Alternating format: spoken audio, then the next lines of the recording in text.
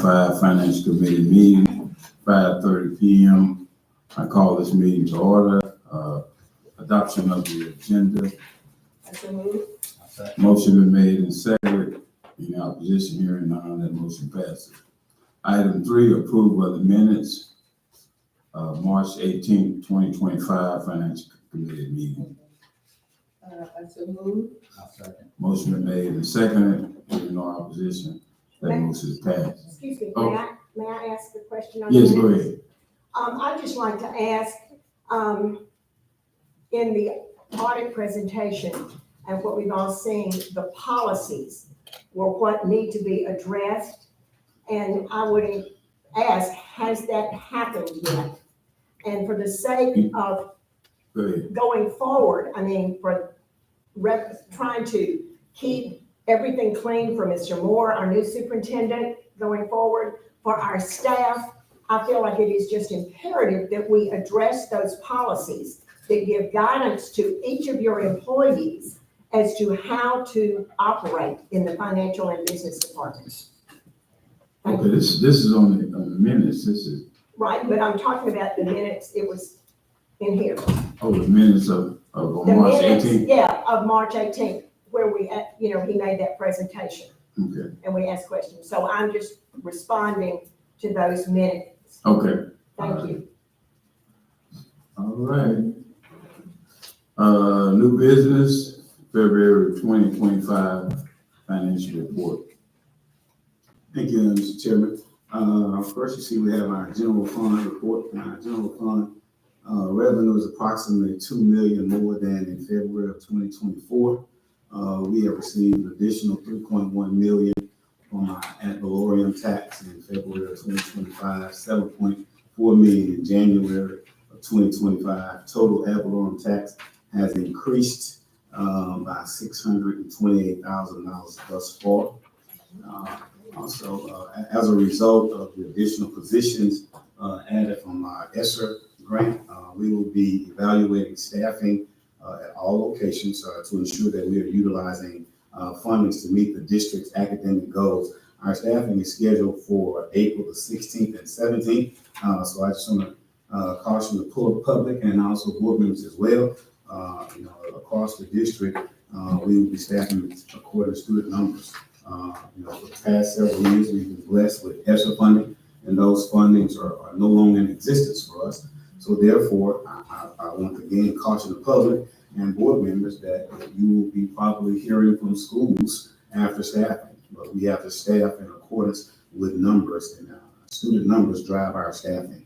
So I just want to caution you with that. So there might be some cutbacks on some areas that we had overflow. And again, that's strictly based on funding. And our 700 category payment, the Lexington Playground, those sail shades, and the Neville High School batting cage is at 106.88%. The total cost for the Neville High School batting cages was $159,980. The request for reimbursements and all supporting documents has been submitted to the Louisiana Department of Treasury for the remaining $52,500. Sales tax, total sales tax revenue received in February of 2025 for the December 2024 collection decreased by 6.21% for a total of $231,000. Sales tax revenue continues to fluctuate. We're closely monitoring our sales tax collection. If you go to 1968 sales tax, revenue has an overall total decrease of $18,000, which is 0.29% less than the prior year overall. 1994 sales tax revenue has an overall decrease of $185,000, which is 1.91% less than the prior years. The overall increase in total expenditure is due to MIS budgeting being in 1994 tax fund 12 only, instead of split with the 2001 sales tax fund of 1990. The expense of the Carroll High School band uniforms, that is on tonight's general board agenda, which will be budgeted in the 1994 sales tax fund 12 for the 2025-2026 school year. This is because we do not expect to receive the uniforms before June 30th, which will end our fiscal year. So the lowest bid for that was $134,143.32. 2001 sales tax revenue have an overall decrease of $371,000, which is 1.91% less than the prior year. 400 category, the category is significantly higher due to the installation of our security camera upgrade and our track repairs at all of our 3 high schools. Remember, those track repairs were $656,000.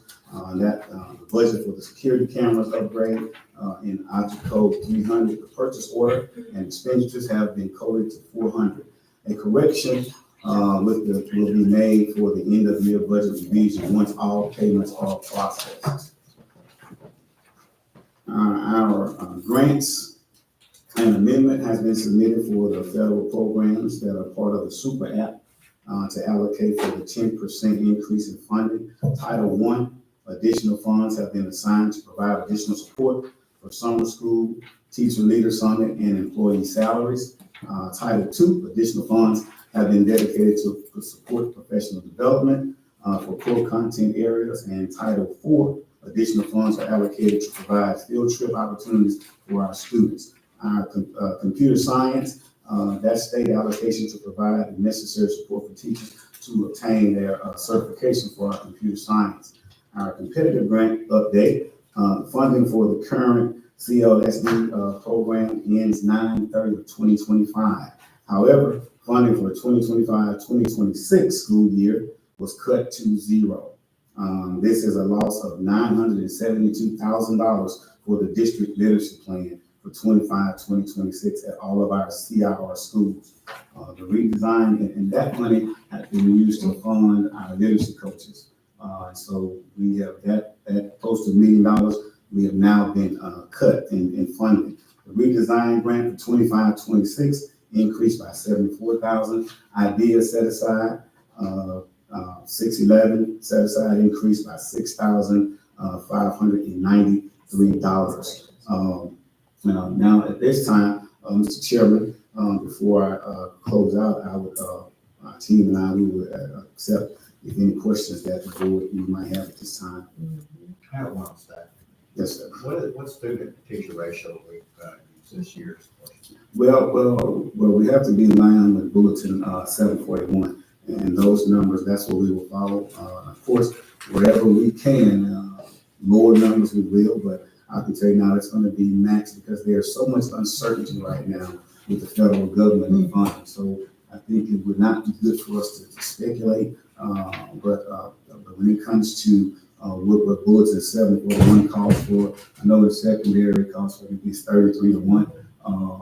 And of course, what is the elementary 25? It's 25 to 27-1. And of course, and I would say that some of our schools, for example, schools that are pretty much at capacity, like the Sally Humbles of the world, they're third grade. I think it's like 169 students in third grade, and they're probably staffed at right now 28-29-1 right now. And of course, research proves that class size reduction does not increase student outcomes. What increases student outcomes is having high quality teachers teaching high quality material, using high quality material with high quality instruction each and every day, 100% of the time to 100% of our students. That's right. So that, and of course, is that a big concern? Of course it is. And this is a concern for our colleagues across the state because I think our Super App money is already, we see that has been cut already, and there again, what's going to come out of the government and what happens with our federal government and how this impacts what's happening with the U.S. Department of Education. We just have to wait and see. And prayerfully, we'll be able to maintain, and prayerfully we won't lose any additional funding. Mr. Chair, I wanted to ask the superintendent, out of all of those cuts you referenced, what's going to hurt us the most? Obviously literacy, because that's our focus, and we know that if you look at across the nation, across the country, literacy is an issue. And in fact, when we go to the new accountability testing, one of the trainings I was in a few weeks ago, the new testing, the new accountability, 80% of it is going to be literacy. 80% of our testing will be literacy. So if our kids are not able to read and comprehend, being successful on the test that's 80% literacy, we know those chances will dwindle. In fact, when we get into our academic part of my superintendent for later in the main board meeting, we're in the midst of right now DIBELS testing. And we know that's going to determine if kids will be caught up in this legislative act, which is third grade retention. We're testing right now, and if those kids are not proficient, we'll test again in May, and then we'll test again for those kids in June. And then those kids will be retained, which, that's going to create a serious issue. So our focus has been, in our superintendency is focusing on early literacy, and to have cuts in this area, it can tremendously impact our district. But however, I'll tell you what, we have contingency plans, and we're going to do things necessary, and that would mean that some of those strong people who have been literacy coaches, that the reality is they will have to go back to the classroom. If we have a net gain or loss in student census overall district-wide? We were down a few students from last year. That we didn't lose any students. We held pretty still. Yeah. But there again, with all the opportunities for students and parents to make decisions, we don't know what that will look like. But I believe that being with us and being with our district, I still believe we will hold pretty good with our student council. I think what we're offering and getting out to the public and doing our superintendent chats with our staff, going into the communities and going into the neighborhoods and marketing our school, I honestly believe that we will hold because of our relationship with students and because of the great work we're doing for students, putting the kids first. Mr. Chair, I want to ask the superintendent, did we have any contingency plans in our budget, knowing the possibility of cuts and? Well, we didn't know from the political standpoint what was coming. But for extra funding being gone, yes, we did. And there again, a lot of times what happens, people get promoted from the classroom who are excellent teachers. And we take those excellent teachers away from the classroom and we try to put them in a position to train other teachers. But then what happens is that excellent teacher that kid gets every day, now that person is now part of a supervisory staff. And sometimes we lose. And just talking to colleagues across the state who faced these things before, and my mentor as a superintendent, say, when it comes down to those type of things, we have to do what's best for kids and keep the main thing. So that means sometimes adults might not be happy, but we have to be in the kid business, not in the adult decision business, and do what's best for kids. All right, there's questions? Yes, sir. Mr. Moore, just as a comment from what I have learned, there's no cuts have come down or are in place, okay, from talking with our legislators and congressmen. But as far as the literacy, I know what we've done. And Ms. Shellings, if you'll remember when we were on the board, we had issues and we actually put in place a policy that we would not have any more than 20 to 1 in a classroom in 1 through 3, trying to do that. And I only say that because what we've been doing, obviously you've had literacy coaches and so forth, but from what I have learned, they may go in 30 minutes a day. Well, I don't think that we've seen the results that you as a superintendent would like. And I would encourage, you and the staff, let's look at a different way. How can we make that literacy coach, whether it's pulling those children out and grouping so that they get it every day, and if they improve, put them on up. But what we're doing, I don't think is getting us the bang for our bucks. And that's a viable, that is a viable comment. And in fact, we actually, this year, we actually kind of revamped what the literacy coaches are doing, and our academic team had more say-so in what was happening on the campuses, which hadn't been that same format we followed in the past. So we were more involved in ensuring that the literacy coaches trying to ensure that they do what they should actually be doing versus being used in many different avenues on campus. So that observation is an accurate observation. Well, and, just to encourage that, and I look at, I follow all of the title programs, and I do look to see that, we had $12 million in Title I.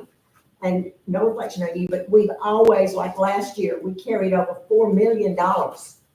And we've got that money, and I know it goes through September 30th, but if we've got students that are getting ready to, after your dibbles, to be repeaters in the 3rd grade, that's gonna put you in a different situation. Please, board, get with your staff and look at them and help guide our staff into how we can address this so that we don't have overstaffing in the 3rd grade. And my last comment, Mr. Chairman, you stated that we may have the critical mass at Sally Humble in 3rd grade. You've got 28 there. What will you do? More and more students are coming to Sally Humble, to Lexington. Lexington's got, 580? Is there any thought?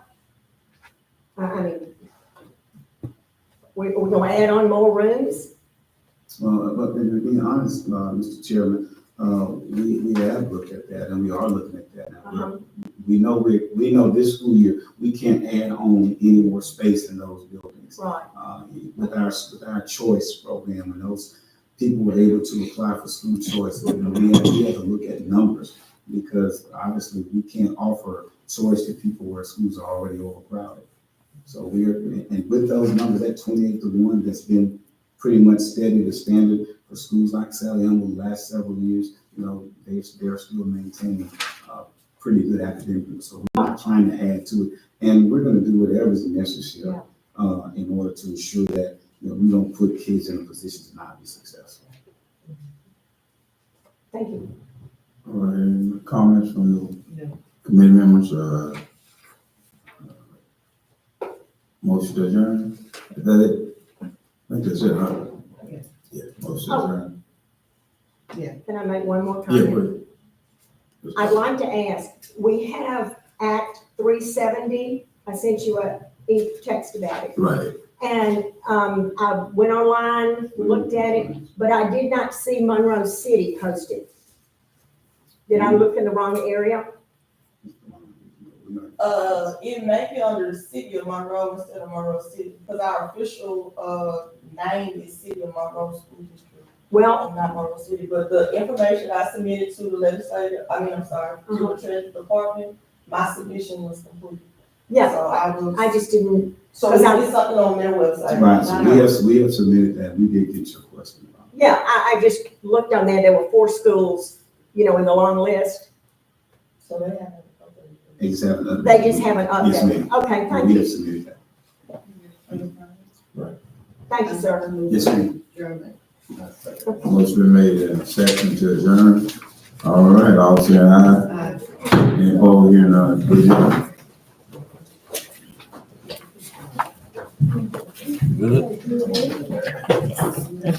Thank you. How many minutes we had?